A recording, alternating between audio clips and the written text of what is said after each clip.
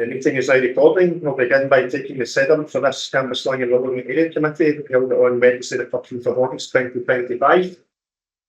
With apologies from Councillor John Bradley, Councillors Rutherglen and Robert Brown are present. With apologies from Councillor Jimmy Palikis, Councillors Angia Owen and Margaret Crowley are present. We have apologies from Councillor Alistair Fulton, Councillor Martin Lennon is not present. Councillors Katie Loudon and Carol Nugent are present. And Councillors Norman Ray and Margaret Walker are not present. Thank you, and I'll pass you back to the chair. Great, thank you, Stuart. Okay, we'll move to item 1 on the agenda. Any declarations of interest, please? I've got one carry. Agenda item 8 in-house office school. We have an application up there. Perfect, thanks, Margaret. Okay, we move to item 2, minutes of the previous meeting. Any questions or comments on the minutes? Okay, I'll move from Mr. Director to back a seconder, please. Second. Thanks, Margaret. Okay, item 3 on the agenda is a local policing annual update and we're joined by Chief Inspector Paul Doyle. Hi, good afternoon everyone. I'm Chief Inspector Paul Doyle. Send apologies for Monday Snowy, the area inspector here, unfortunately, so I'm able to join us today. I believe Linda sent through a presentation, she's not uploaded right now, so we will talk about that. First off, really is Chief Constable's 2030 vision, which is safer communities, less crime, supportive victims, and a thriving workforce. So that is setting the agenda of what we're starting to be working towards over the coming years. Go to the next slide, please. So as part of our key objectives within this area will be protecting our communities, safeguarding our citizens and enhancing our services. And to that end, we've collated some information on the presentation just on that and what we've been doing over the past period of time. So partnership working really is going to form the key part of what we're doing, what we have been doing, what we will be doing over the next 12 months. And we've seen a great deal of work done in that area with our colleagues in housing, antisocial and markup.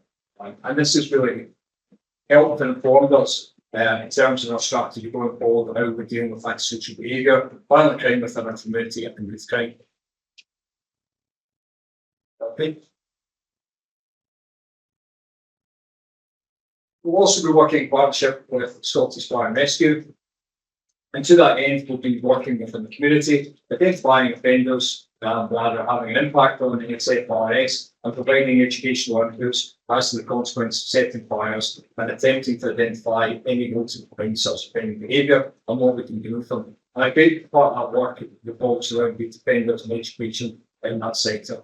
And that very much goes with the same of what we're doing in terms of youth helps with the antisocial teams as well. And other diversion activities that we can deal with. We've got ongoing issues that we're continually reviewing by our community safety updates, which are on a weekly basis, and that really embeds a partnership working with other agencies and our communities.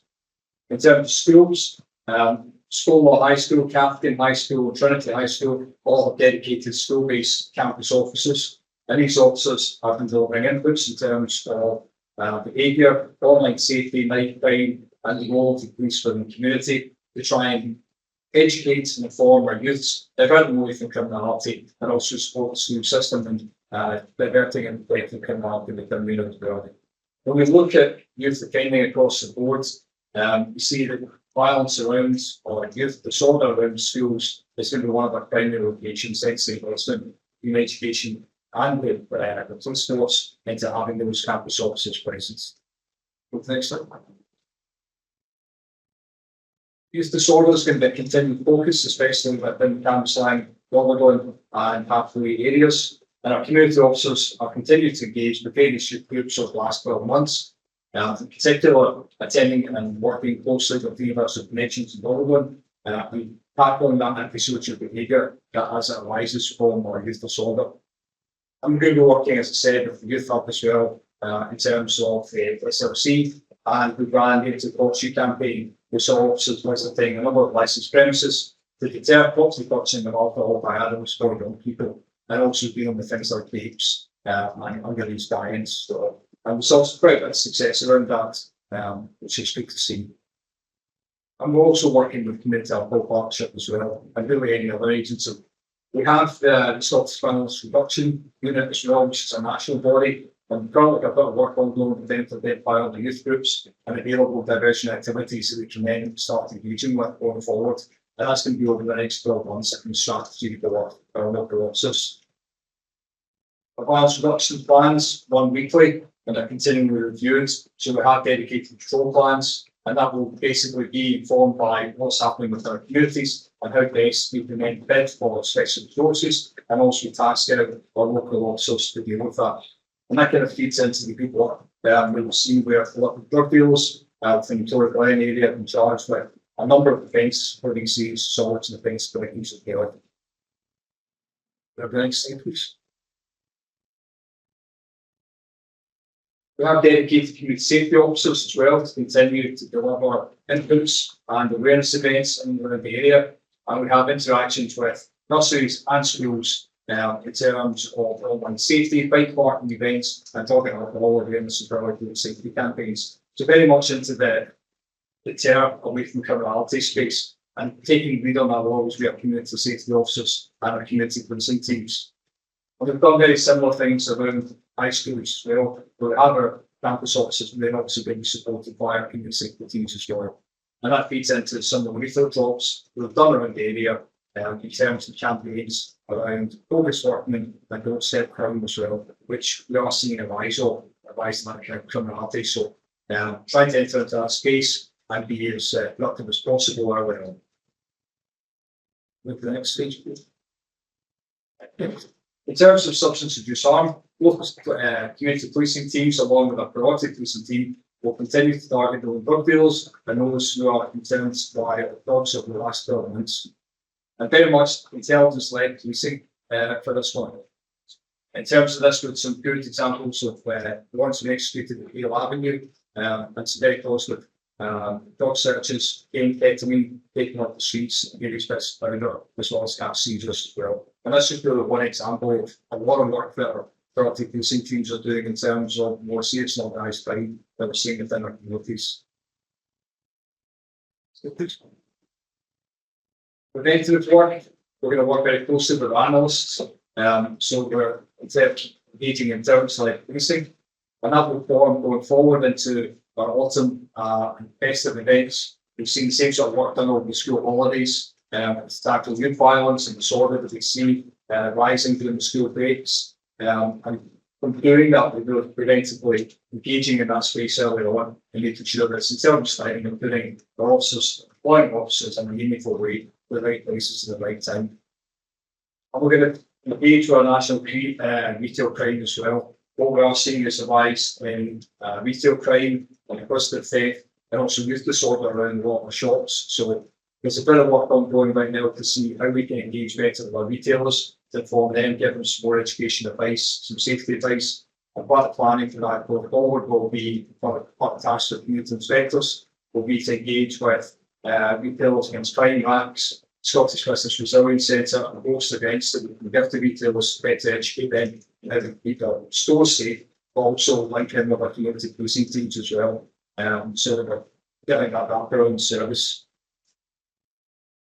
In terms of road safety, we've got a number of road safety initiatives on the go at any one time. We've had a heavy investment into quad bikes with police itself that we have for this area, which has given us a new capacity to patrol and police our parks. And we continue liaising with traffic colleagues as well, to engage them in various activities they have, as well as these action that are really going to be very much focused on education and deterrence within our community as well, before we take that next step with dodging people. Not really ends the presentation, but on that we're wanting to touch upon next was the types of calls that we're seeing that have changed in the way that people are interacting with police. Had a look through some figures over the last 12 months, and if you look at an average day in Greater Lanarkshire with the police, we received 7,500 calls, 2,083 virtual emergencies, and 3,227 would be non-emergencies. All these are kind of broken down into 154 mental health calls that the police are now engaging with, so taking a big step into that space that was normally dealt with by the NHS. 349 will be antisocial calls. We're looking at 53 missing persons per day, which is usually young children, people with concerns for their relatives. We're looking at 23 housebreakings, 5 firearms calls, 156 domestic incidents, and 161 calls of relating to violence. From there, on an average day, we're recording 839 crimes, and you're looking at roughly 316 custodies have been brought in across Greater Lanarkshire. Obviously, a lot of changes legislatively in the last 12 months. We get the presumption of liberty really coming into effect. We've got all the route defending changes that come in as well.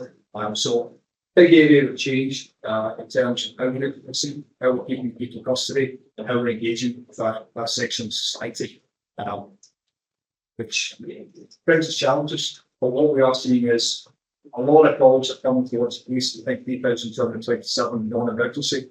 It's a very different dynamic from what we're probably dealing with 5 to 10 years ago. So evidence is that change in the nature of our policing. That's really it from myself. If there are any questions? Great, thanks very much, Chief Inspector. So we'll open it up to questions. Any questions from members? Okay, Robert. Positively, first of all, I think, possible issues with the scenes act that were say shots, and only it doesn't be partly only down, anything that being on net doing that somebody helping the heat lights. But I'm very supposed to get more attention being saying that things and anything more you can do with that really is the aggravating and very safe and the way. Yeah. Deliveries as well, Robert. Yeah. It would look to our colleagues in the council, we would follow our family enforcement. So Branch Council has suggested then traffic wardens, and that's really where we're pushing into that space. We will give it extra attention, but our resources are prioritised to other areas we will deal with. So, given the fact that the council is getting such a large investment into these wardens, that really is in the direction of What's good is our job is exactly. Yeah, we sort of think that wardens have been encouraging like these days. The second one it's not really featured there, but there's a lot of national publicity in the branch. Asylum seekers themselves and gun expeditions and things to stop them. The one that there's any particular chain they don't think it's very racial ratings, crimes of one sort and the other, that kind of thing in the scenario. Yeah, so in this particular area, you don't have an asylum hotel. The news one here is the patient telling us right. We are seeing small change in terms of interactions with that facility in particular. However, this moment in time, it's mostly online. We have a couple of reported incidents up there that will be detected and police are taking appropriate action. In terms of general hate crime, we are seeing a slight rise. For the immediate class as kind of Easter Bride, Rutherglen, Cambuslang, halfway straight in the area. A lot of that will be able to being around the fact that people probably doing a conflict in fighting. So shop owners, a lot more engagement with them, and perhaps they are has been more accepting of this type of criminality, this type of behaviour. We seem to be engaging with them, that we're saying it's not acceptable. So we're seeing a lot more reporting around there. So yes, there has been a slight increase in hate crimes in general. Markedly around asylum seekers, probably not so much so because we only have the one facility up there. It's really a weird for both of them. It's the general investigations around some of the national being able to get so much asylum seeker protesting attitudes towards it, like in the area. You're saying that we're immediately nothing 30 years. No, certainly nothing targeted. Tends to be perfect example, which probably needs to be essentially there is a security guard and everything, but not recently we've seen an increase in the number of reporting includes using racial identity language to listen. Basically, I'm just going to drop these assassin and leave the rooms. So we see a lot of that kind of crime. Nothing particularly targeted, but if it affected. Is there any further questions from Chief Inspector? Yes, that's Sure, Margaret. the what was the rules around people first year outside the job? They make it hard and pay money. Ultimately, you need a license for that, so it's too bad. I know it's an important thing, especially in the city centre, but it's a particular problem that we've got. There's been a bus there at Bell's shops with quite a few people saying, I think it's bad that with from the centre and up in the shops. And I was just wondering what the rules were. And we will be getting made for you. Well, again, a lot of these things we're particularly Australian will be on private and if it's exclusive with shops and everything else. So if there's anything going on, if there's any attitude around it, then certainly encourage people to phone in and we'll get our community policing team to go along and have a look and do some engagement around that. We will make it what we put here, that when it's just adding and be that the next, shall we see. Or in that case, if it was that kind of association, if there's some kid playing a guitar, and like them speak about goes into response, it's like you're just trying to get a crowd and practice his skills, then I wouldn't like to see him come more for that. However, if you're saying it's relate that social behaviour, it's encouraging people attending here, drinking, feel some that sort of in the community, then more than happy to take folks about and care if you see things go along. Yeah, I'm trying to do a good community pop. Thank the guy who from outside doing thing and the Main Street because it's too much fun there. No, we a bit well. Oh, okay. So Email on the story. hello, Yeah. And then let me get on with it. just see the lab and be back. And you'll have Yeah. All the disruption has been opposite and vice versa. So probably officers at the quality of them everywhere. So a lot of our community teams have been affected by it. We got the so we expect of them emails to be sent out to so don't forget to eventually things.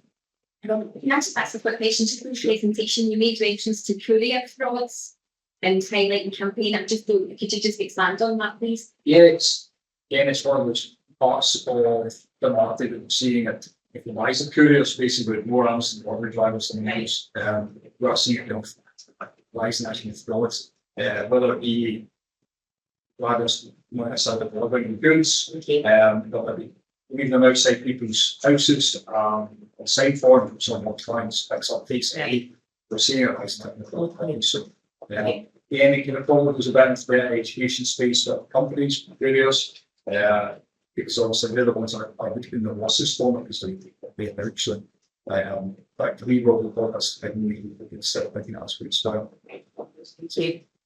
Okay, is there any further questions? Right, that's great. Thank you very much. Thanks for your time today. We appreciate the presentation. Like Thank you. You too. Take care. Okay, we'll move to item 4 on the agenda, please, and that's an unpaid work presentation. We're joined by Gillian. She's online. Hi, Gillian. Hello, Chair. Thank you very much. And thank you for this opportunity to present our unpaid work presentation today. My name is Gillian Booth. I'm Service Manager from Children and Justice Social Work Services in South Lanarkshire. I will attempt to share the presentation and people can tell me if they can see it. Okay.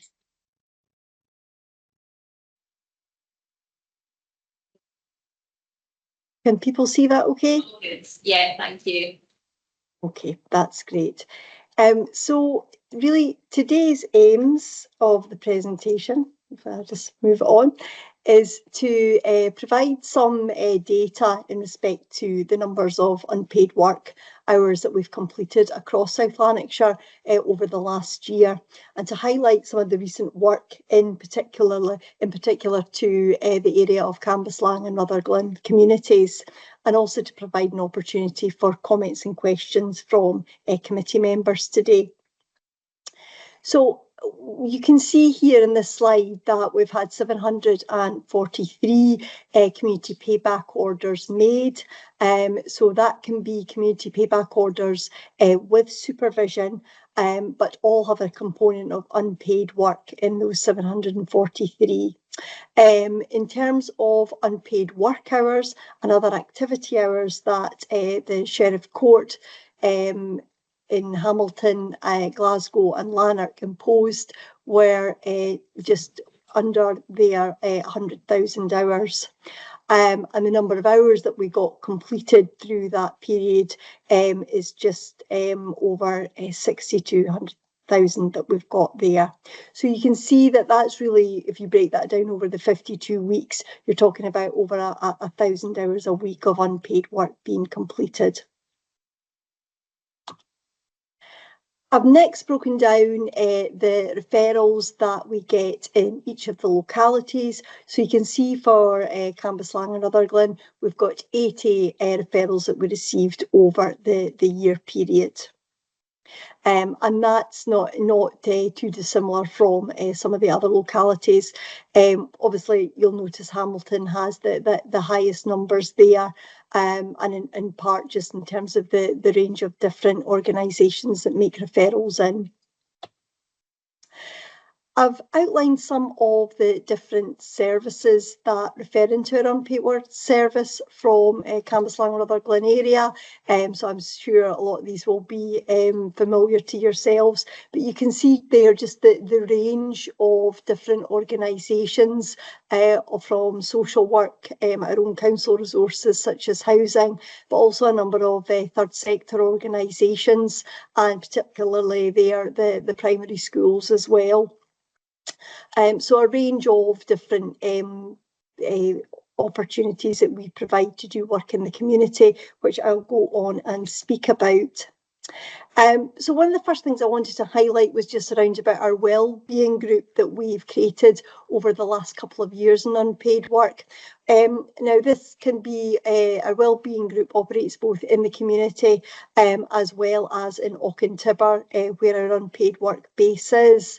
And this is really for service users that have quite complex and challenging and additional needs that makes it more difficult for them to be in our wider groups of service users that work in the community. So there's very much a view in a sense here of identifying work that feels both appropriate to their skill set and also recognises the need for a different pace and instruction given for them to undertake their unpaid work.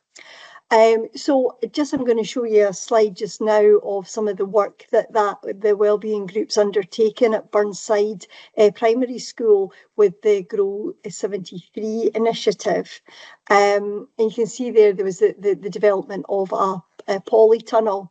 So you can see that it was a bit of a mess before our unpaid work came into it, and then they've really sort of cleaned that up and developed the planting spaces for the children.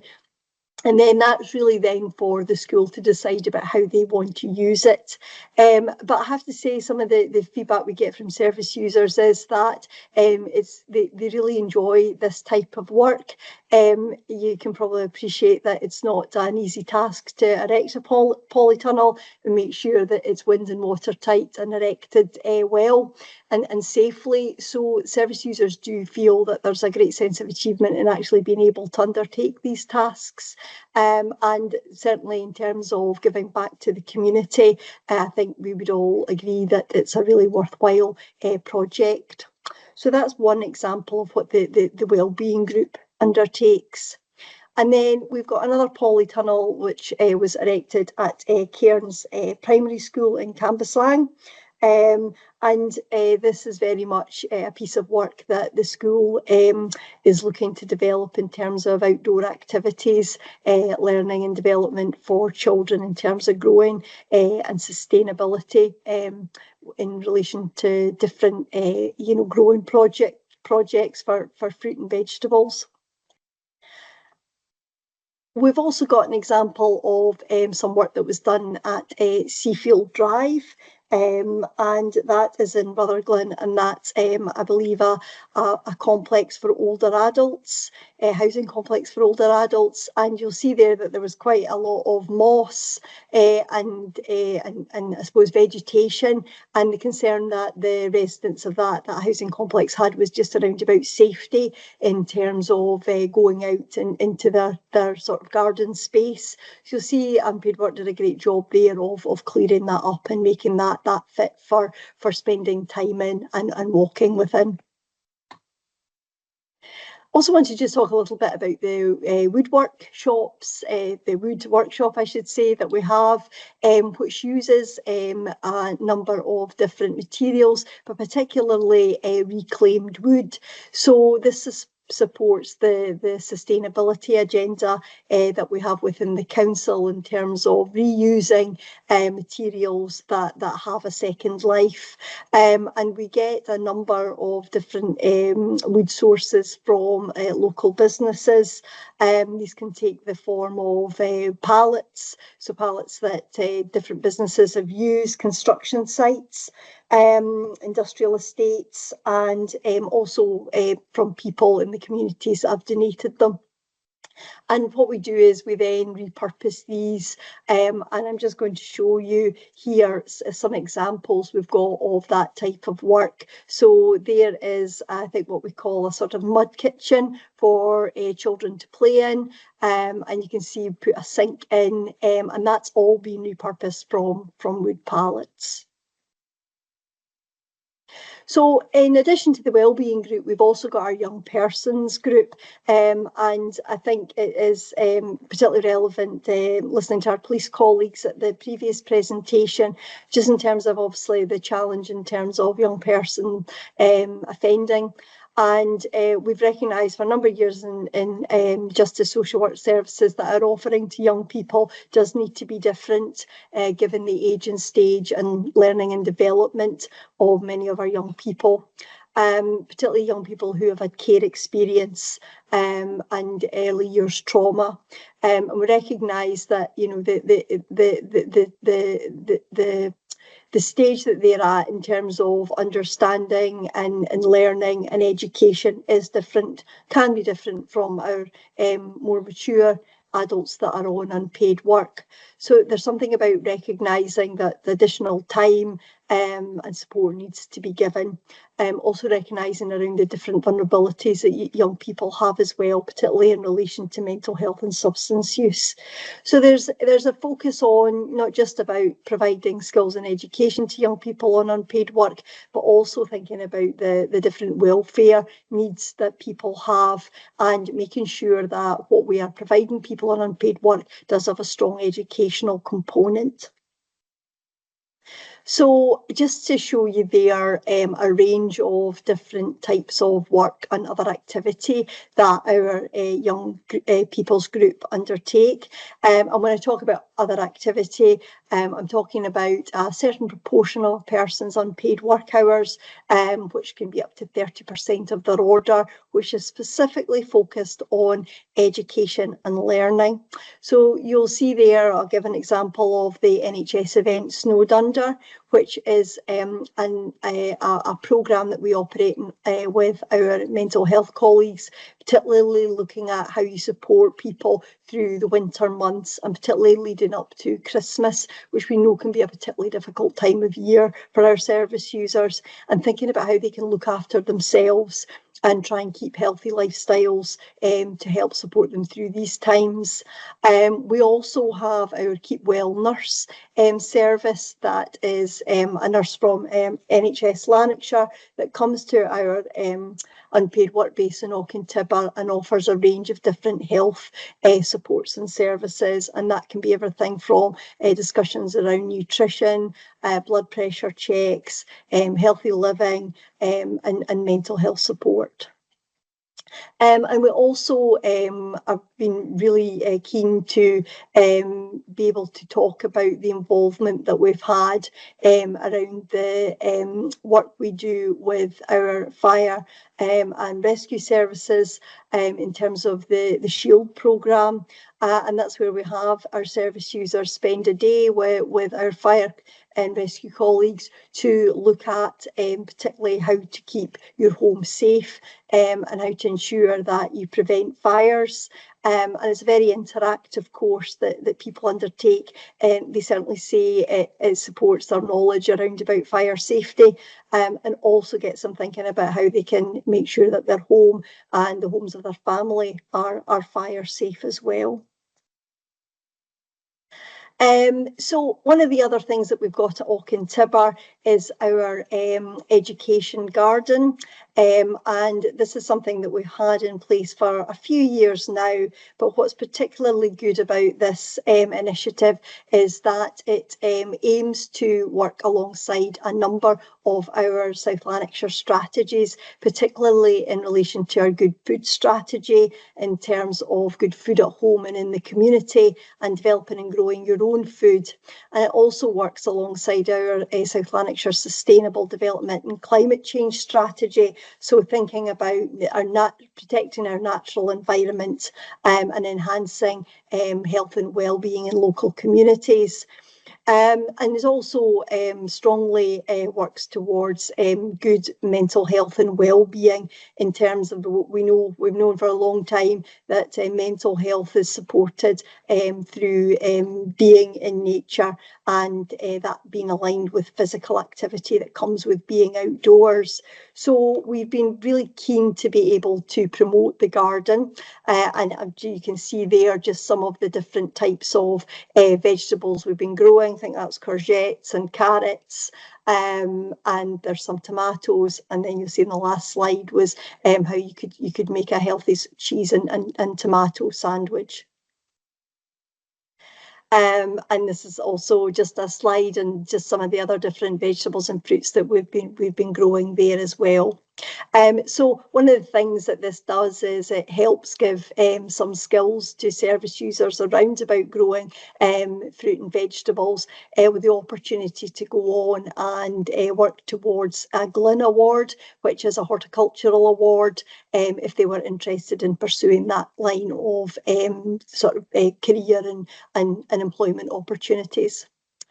We've also got our Positive Futures group, and this is really a group that's been supported through one of our supervisors, who has a particular interest and background in supporting people with veteran experience that have been in the armed forces.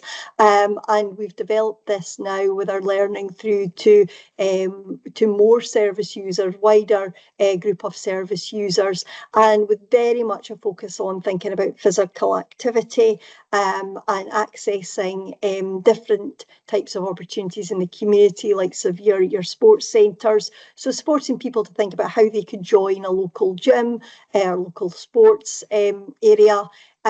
Also just about helping people think about their mental health and what different services and agencies out there that they can support, that they can access support from.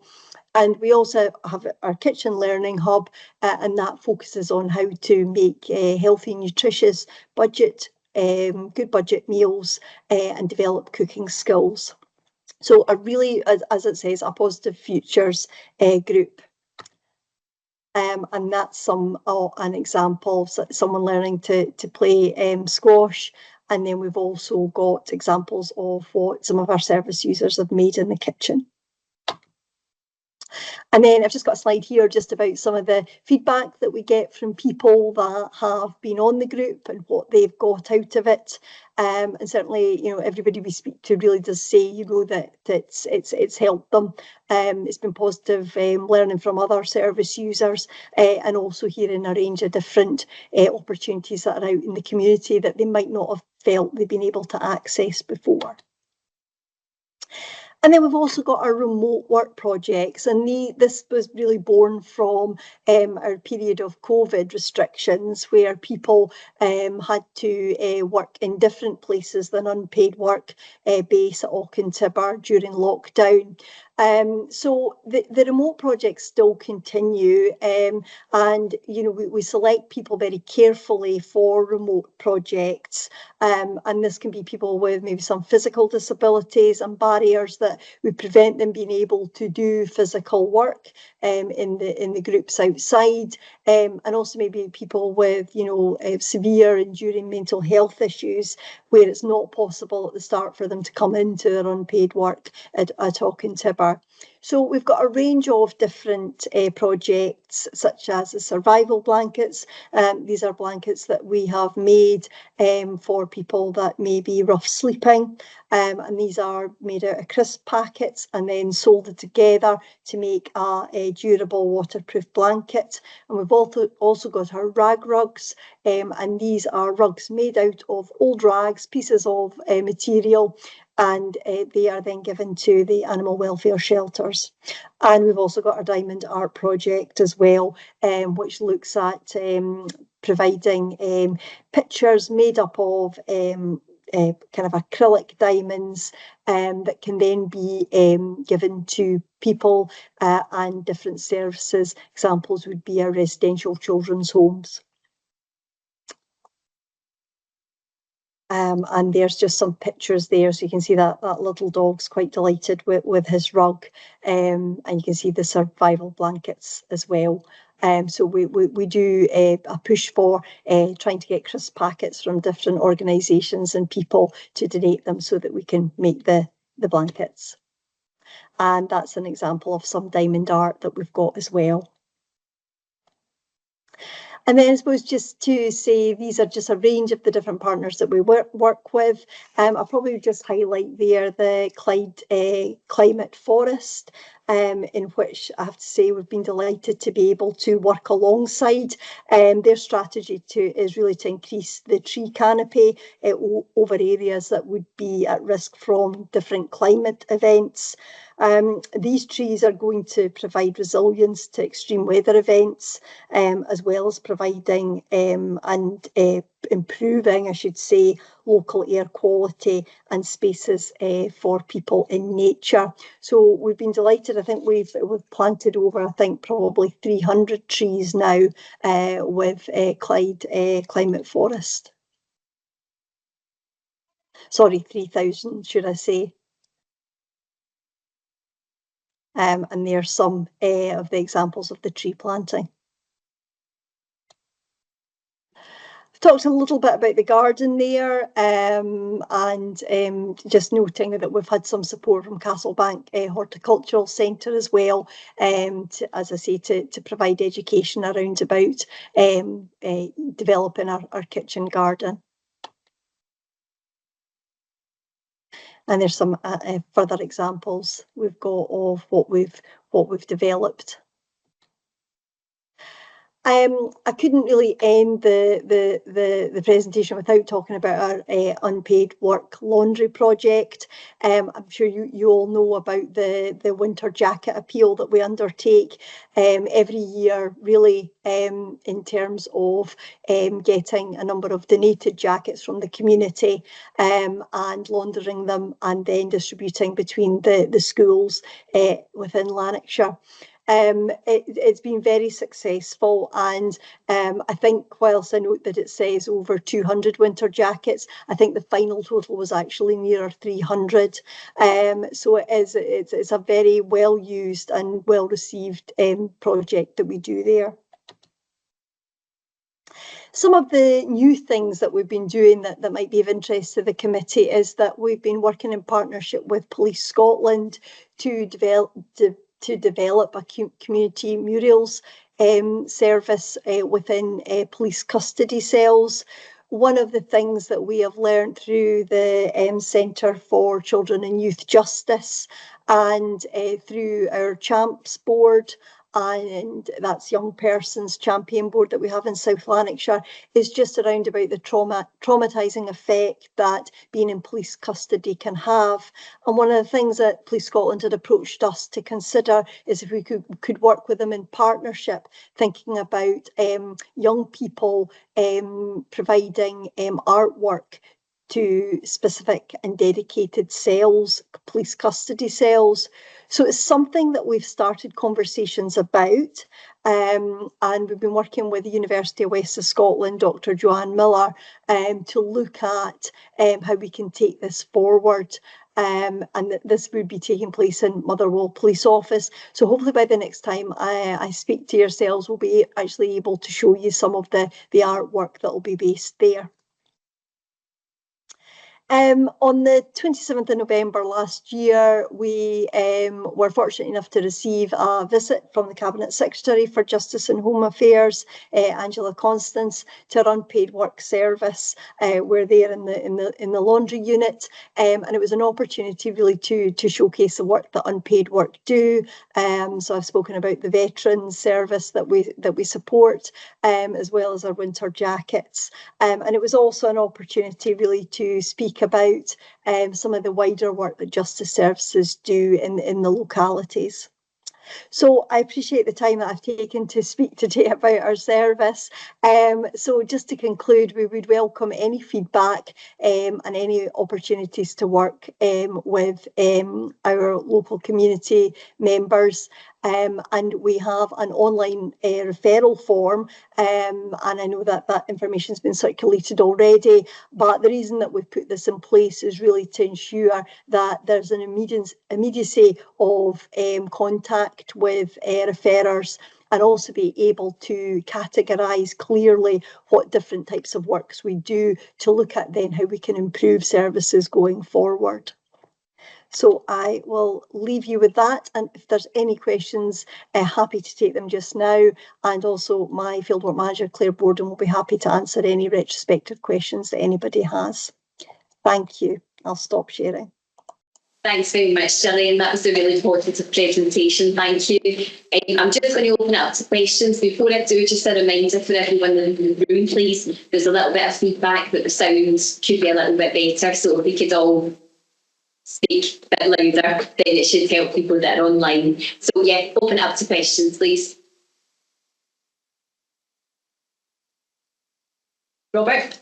I wondered if, just in a general sense, whether you had a kind of waiting list of projects waiting to be dealt with by the community payback team, and or whether there was a kind of scarcity of projects it was difficult to actually fill them in or not. The second question really was, in terms of the fact that particularly some of the young people were trying to divert them from crime and all that going forward, whether there were kind of positive lead-ins to employment opportunities and training things and college and different things like that are working well for you, or whether that was a different aspect, as it were.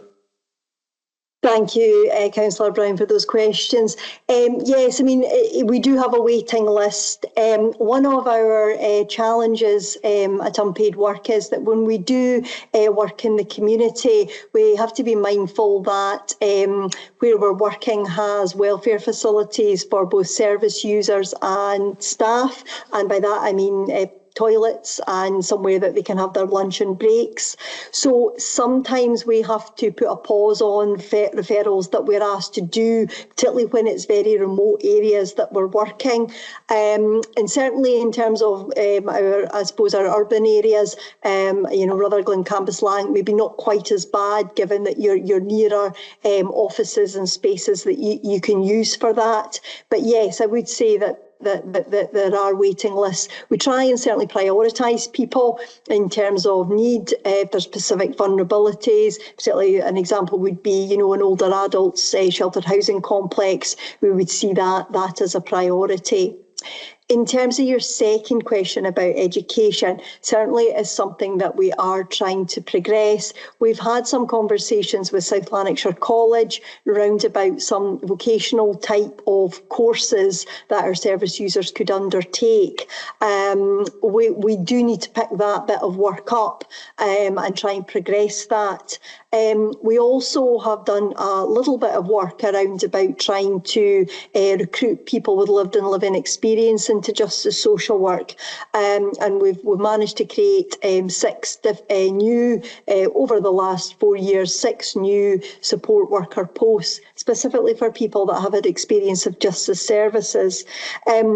So we see that is definitely an area that we're supporting. Appreciate that's only a small number of vacancies that we have, but yes, we certainly it's an area that we're going to take forward as we realise we need to do much more in that. Thank you. Just a quick question from myself, Gillian. A referral has been made from housing on my behalf, and I'm waiting for a decision on it effectively. So should I follow that up with Claire? Yes, but I can do that on your behalf, Chair. That's fine. I'll maybe just email you separately and get the details. Fine. Great. Do you know, it was just I thought, right, you're both here, housing and yourself, that's fine. Thank you. Is there any further questions from anyone? No? Okay, are we happy to note the contents of the report? Yeah. Okay, thank you very much. Thanks for your time today, Gillian. Thank you, Chair. Thank you, everybody. Care. Goodbye. Bye-bye. Okay, thank you. We'll move to item 5 on the agenda, and that's an annual housing and homelessness update. And we've got Tracy O'Donnell with us today. Thanks, Tracy. Okay, thank you, Chair. Today, the purpose of the report is just to provide an overview of key housing and homeless services over the last year, 24-25. South Lanarkshire Council declared a housing emergency on the 12th of June 2024, and that was in response to the significant and sustained increase in the demand for our homeless services.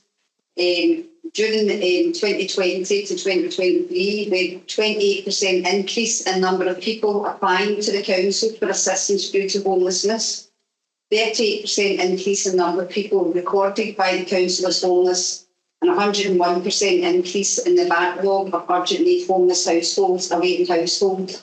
So as you know, we've got a very limited stock. We are trying to increase our supply, but the demand far exceeds what our stock is. The stock profile for South Lanarkshire Council for Cambuslang and Rutherglen, we've got 5,084 residential properties, which is 20% of South Lanarkshire Council stock. 2,566 in Cambuslang and 2,518 in Rutherglen, so it's just more or less a convenient split. Point 4 in the table lets you know that there's 94% of that stock is mainstream stock, 2.5% amenity and 3.5% sheltered housing. So particularly out with our urgent homeless, we do have a very high demand for our sheltered housing. And if you realise that it is only 3.5% of our stock, and again the demand far exceeds our stock there.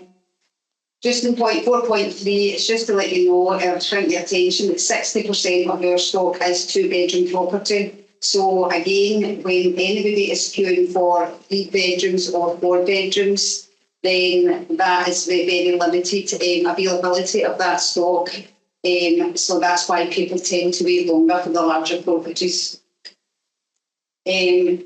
Just point 4.5, through our council's affordable housing supply programme, we're obviously trying to increase our stock. There's been 12 homes purchased through the market purchase scheme, 2 1-bedroom properties, 6 2-bedroom properties, and you can see 4 3-bedroom properties. I just want to add in addition to that, there's very few that we can buy back in the Cambuslang area. Most of our stock that we buy back is in Rutherglen, because we just don't have ex-local authority stock becoming available to buy in Cambuslang. Plan permission was granted for the 44 new build council homes in Cambuslang, so that's on the site of the former Cambus Primary School, and construction work is due to start next month in September. During 24-25, we had 387, that's our total lets over the year, which is 21% of lets for South Lanarkshire. Again, the table there explains that 58% of those lets were 2-bedroom properties. The average number of days to let a property is 13.27 days, which is more than the South Lanarkshire Council average of 18. So performance in relation to allocation and lets, along with our stock provision and our later targets, is reported to the Housing and Technical Resources Committee as an annual update to our local letting plans. In relation to rent management, we are trying to maximise our income collection. 100.84% of rent during Cambuslang and Rutherglen was collected during 24-25. So my teams were really delighted with that excellent performance. And the gross rent arrears, including current and former tenants, is 5.69%, which is lower than South Lancashire average of 7.10%. There were 3 instances of eviction per rent arrears last year as well. And again, we report twice a year to the Housing and Technical Resources Committee. Homelessness for Cambuslang Division, there were 586 homeless presentations, and that just kind of remains consistent over the last 3 years. So that was 24% of the South Lancashire Council in total. There were, at 31st of March, there was 307 households in Cambuslang and Rutherglen awaiting the permanent offer of housing, which again is an increase from the previous year of 8%. I know some elected members are particularly interested in the number of customers we've got in temporary accommodation. So we've had to increase our temporary accommodation due to the demand for it. So there's 141 households in temporary accommodation, and that's 17% of the total 798. Of the 141 households, 46 of those households had 72 dependent children, a total of the about the 141, which is 16% of the 441 children in temporary accommodation across South Lancashire. The average time to close our homeless spaces is 280 days, which is slightly lower than the South Lancashire Council average of 285. The next steps are the annual housing and homeless update will be provided to the next Rutherglen Area Committee in August 2026. So if I can just revert back to the recommendation just for this report to be noted. Thank you, Jane. Great, thank you very much, Stacey. Okay, we'll open it up to questions, please. Robert? Okay, thanks very much, Tracy. Very interesting statistics there. The homelessness waiting time of 280 days, then going through the worrying, getting this increased, I think, fairly steadily over a period. Have you got any potential negative impact at all? Because the disruption that causes families in particular is quite significant, isn't it? We've got to remember that is an average. Yeah, so there are people that are obviously waiting longer than that, but it all depends on what is available. Sure. I will be very honest and say, well, for families, we usually used to say 6 months for urgent homeless, but because of the increase in the numbers, we're realistically saying it's 12 months. If you are waiting for a 3 or a 4 bedroom, it's 12 to 18 or longer. So that's where the biggest kind of bottleneck on our urgent homeless, and they're the ones that are waiting the longest time, which is kind of bringing our average up. But we do have some urgent homeless. Normally, the minimum would be 6 months, but all depends what we've got available. I think for Cambuslang and Rutherglen, we've also got very small number of 1-bedroom properties. So although we've got the largest stock of 2-bedroom, we do have a lot of single people presented as homeless who are then obviously getting allocated a 2-bedroom because we just don't have the 1-bedroom stock. So it's trying to get that balance, trying to get the balanced community. But in every instance, our urgent homeless are allocated on the date of their application. And for Cambuslang Division, we've got a target of 57.5% of our allocations to urgent homeless. At the moment, we're sitting about 65% of our lists to urgent homeless because we're trying to make inroads into those lists. So we don't have a crystal ball, but I don't see that be changing any time over the next 12 months, to be honest. We're still continuing to get every month on month over 50 new homeless presentations.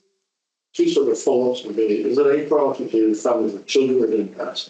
We do look at that, but obviously the majority of the families with children sometimes have 3 children or more, so that means you're looking for a 3-bedroom property. So we're just kind of always in that vicious circle. And when we do get 3-bedroom properties, we have been, over the last, I'd say, the last 2 months, there's been a few 3-bedroom properties come in that haven't, this looking normal. So they have been, we've been given the urgent homeless applicants have been waiting, but we find they've been waiting 14, 16, 18 months. And is there any kind of, you say the private sector, private sector, in this direction. Clearly, that's, you know, what this is well in the private sector. But obviously, Not the easiest. what we're finding is we're getting people coming from the private sector, coming to us. In Cambuslang, again, we have very, very limited number of private sector properties available.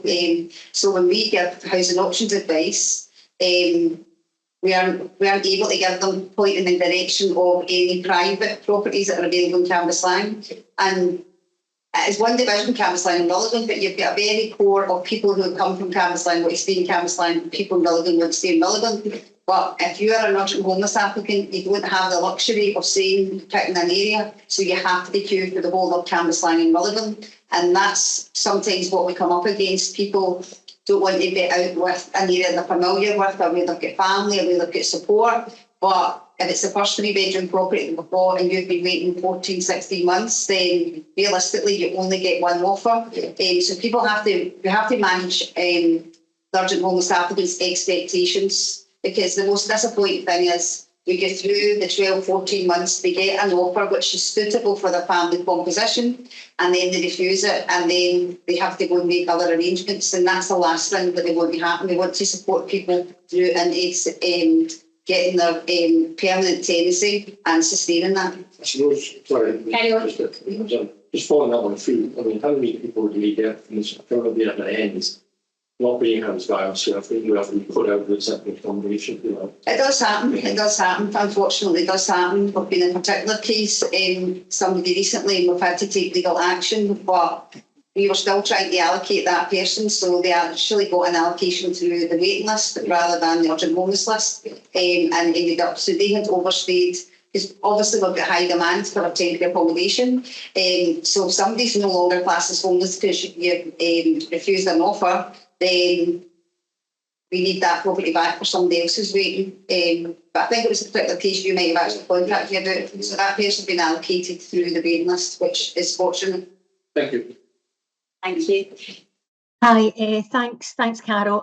Thanks, Tracy. We meet again after this morning. So, just quickly to say that obviously all the homelessness stuff is complicated, and the figures are all very interesting. But I liked the part in your report that gave us a wee breakdown of how the council properties are made up.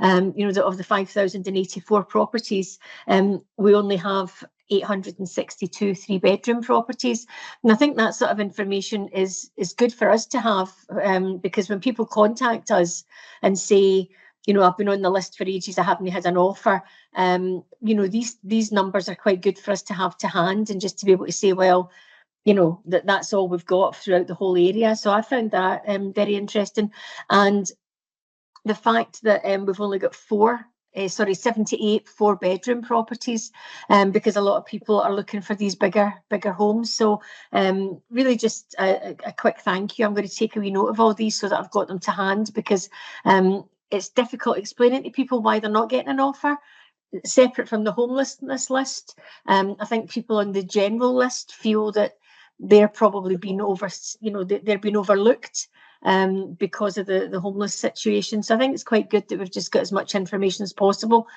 so that we can, you know, can have good conversations with people. Thank you.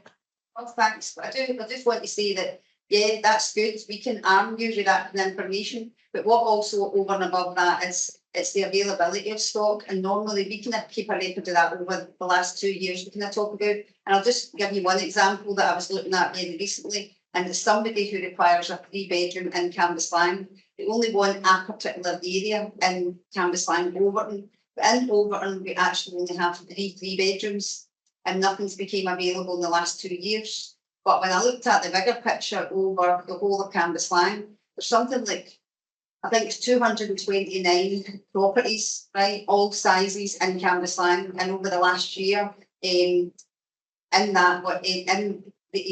turnover has been really limited. If you look at the 4 bedrooms, there's only been like 2 4-bedrooms available. So what we've got to remember is when we're building a new build, every area we were getting new build, whether that was in Rutherglen, whether we were in the recent up in Old Kirk Road, and also up in Gilbertfield, we particularly build 4 bedrooms and 3 bedrooms. That's what I'm always asking for when we come to the area manager. What is it you want? I'm always saying I want 3 and 4 bedrooms. But the majority of the people on our waiting list are queuing for 2 bedrooms, 60%. So I've always got to try and get that balance. But if I look at Rutherglen, there was 30 new build houses up there and only one has become available since 2021. So there's not been any houses that become available. And that's what you want. You want people to get allocated a brand new build house and then that's the family home and they live in it. So if I'm building in Cambuslang, I'm going to be building 10 4-bedroom houses. But when I allocate them, that's it. They're not going to become available for, it could be 15, it could be 20 years or longer. That's what becomes people's family home. So we are increasing our stock, but people again have to be very realistic. If you're queuing for a 4-bedroom, you are going to be queuing for a number of years, and that's just the way it is. Yeah, no, absolutely. I appreciate that. And I think the fact that people who are looking for 4-bedroom properties have large families and they're going to stay there while they bring their families up, which is, as you say, 15, maybe 20 years. God knows you can't get rid of them sometimes, your kids. So, you know, they could be there for a long time. I wonder if, I know we do a wee bit of it, but I wonder about encouraging people who are in bigger houses who their families have left, encouraging them to downsize. I know it's always people say, oh, it's my home, I've been here 20 years or whatever, but maybe we should look at some sort of incentives to encourage people to downsize to free up these homes for new families coming along. But I know that's a bigger topic, but it's something that I do think about. the have an incentive to move, but we have anybody that's on our waiting list who are living in our 4 or 3 bedroom and they're under occupying, we have contacted them.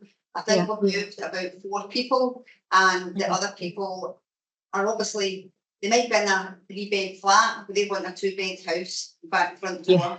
And it's obviously again what manage their expectations of what we can get. But they're thinking, I've lived in a 2-bed flat for 20 years. And I'm going to be moved a 3-bed flat, sorry. If I want to move to somewhere that's going to be, I want a house. And I totally understand that. But if we've not got that availability for them either, we do prioritise them. We do have them on our waiting list as a priority to get moved. But it all depends what they're looking for. And if they're wanting a property in a high demand area and a high demand property type, then it's just trying to get that balance. Yeah, no, absolutely. Sympathise. Yeah, no, that's great. Thanks very much, Tracy. Thank you. Any further questions for Tracy? Okay, we're happy to note the report. Great, thank you. It's certainly challenging and managing expectations of you. So I think that is the most challenging. Yeah, it definitely is. Great, thank you very much, Tracy. Okay, we'll move to item 6 on the agenda, and that's a PD update micro grants, and it's Kenny Lee who's joining us. Hi, Kenny. Thank you, Chair. Afternoon, councillors. Hope you can all hear me okay. I'm Kenny Lean, Programme Manager within Enterprise and Sustainability Services, and as you'll see, this is a very short update just on where we are with the participatory budgeting and the use of the micro grants. As you'll all be aware, we used the Renewable Energy Fund micro grants to set up the micro grants back in 2018, and this should be an annual report to each of the area committees.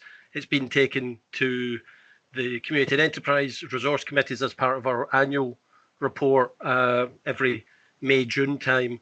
But this is just to provide the update of what's been happening within each of the areas. So as you will see, last year there were 2 micro grants given out to the 2 local community councils at a total of 9,100, and to date only one of the community councils has completed the application and paperwork and had the micro grant awarded back to them. That's not unusual. The process just takes a little bit of time to get everything in. So, Chair, councillors, that's the brief update on the micro grants locally. Thanks, Kenny. Very straightforward. Any questions or comments for Kenny? No. So both sides not mentioned. That's not reported back. Is that the problem one? Yeah, I'll be honest. I don't know the individual reason why it'll just be not all the paperwork's come in at the time yet to do it when this was written 2 or 3 weeks ago. So, Councillor. Still in progress. Yeah. Okay. Great. Are we happy to know the contents of the report? Okay. Thanks very much, Kenny. Thank you. Take care. Thanks. Okay, we'll move to item 7 on the agenda, and that's the forward programme for future meetings. So this is a standard item on the agenda. Any questions or comments, please? Okay, sure, Margaret. What's somebody mobbing ideas to put that forward, or is that set? Just if you send over an email Right. with your suggestion, then that's great. We can take that forward. Yeah. Great, thank you. So happy to note the report. Thank you. Okay, we'll move to item 8 on the agenda. Margaret has declared an interest, but we'll take them separately and we'll take Margaret's one at the end, okay? So we've got 6 community grants. So we're looking at Overton Tenants and Resident, Cambuslang Youth Committee, Go Ahead Club, Young at Heart Senior Club and Cambuslang Bowling Club. Any questions or comments on the grants? Okay, are we happy to approve them? Okay, thanks, Margaret. I think you seconded that. And I'll let you leave at this point. Can you give us it? Everybody. No worries, take care. Bye. Okay, and then the final grant is Fernhill Soccer School. Any questions or comments on that? Just really good amount, is that what the recommendation is based on, sort of criteria? Yes, because I queried that as well, Robert, and I think why it kind of stuck with me is we're used to seeing it for bowling clubs and things like that. So I queried that at the time, didn't I? So yes, that's the recommended, based on criteria. So are we happy to approve that grant? Okay, thanks, Robert. Okay, we have no items of urgent business, so thank you for your attendance today, and I'll see you at the next meeting on the 8th of October. Take care, everyone.